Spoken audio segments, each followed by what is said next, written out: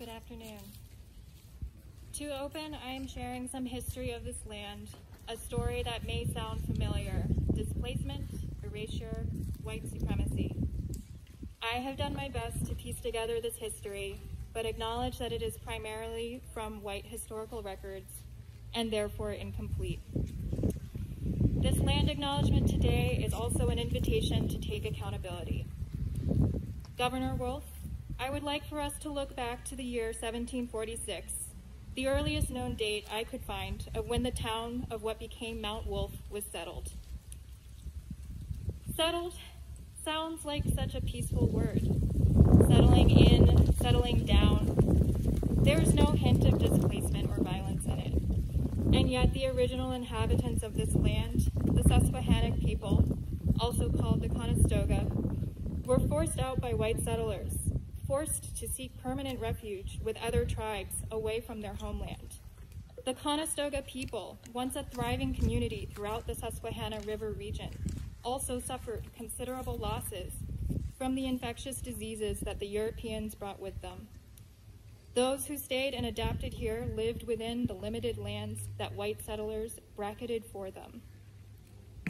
By 1763, only 22 Conestoga people remained here, until an armed white militia called the Paxton Boys attacked them on their own land, killing and mutilating 6 of them and burning their homes to the ground. Some sympathetic white townspeople sought to protect the survivors and gave them sanctuary in Lancaster County. The governor of the colony of Pennsylvania at that time also spoke out, discouraging further violence. The Conestoga people feared for their safety and begged the governor to move them to Philadelphia where they could be safe. The governor and assembly promised to move them, quote, as soon as could be conveniently done, end quote. Whatever timing that was at the convenience of the government was not fast enough. The Paxton Boys came after the remaining Conestoga survivors. They killed and dismembered all of them, 7 adults and 7 children. This massacre happened about 25 miles from here, just across the river. None of the Paxton Boys were ever identified, tried, or convicted for these murders, which essentially wiped out the Conestoga people. I wonder, Governor Wolf, do you know what acts of violence were involved in the process of how your own surname replaced the original name of this land?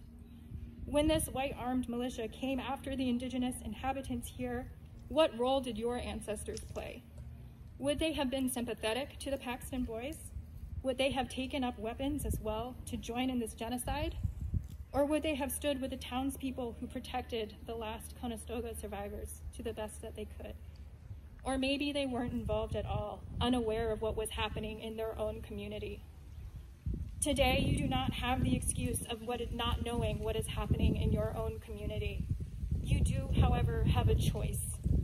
If your ancestors sided with those who helped protect the Conestoga people, you are degrading their values and their legacies by not doing the same today for our Black and brown families trapped in life-threatening conditions at Berks.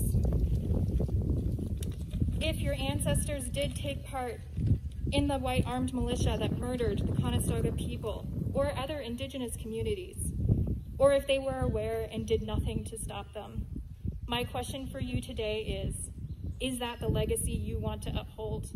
Or are you committed to breaking the cycle of white supremacy that you have inherited and benefited from? How do you benefit today by keeping Black and brown families locked in cages in your own state? I share this history today to remember the Conestoga people who were murdered by white supremacists. But they were more than their violent deaths, more than a footnote in white history books making way for the lives of colonizers. They were people diminished for decades by white settler violence, but unbowed. They were families who asked the governor at that time for safety, who the governor had promised to protect. That governor did not act in time. Will you? Thank you.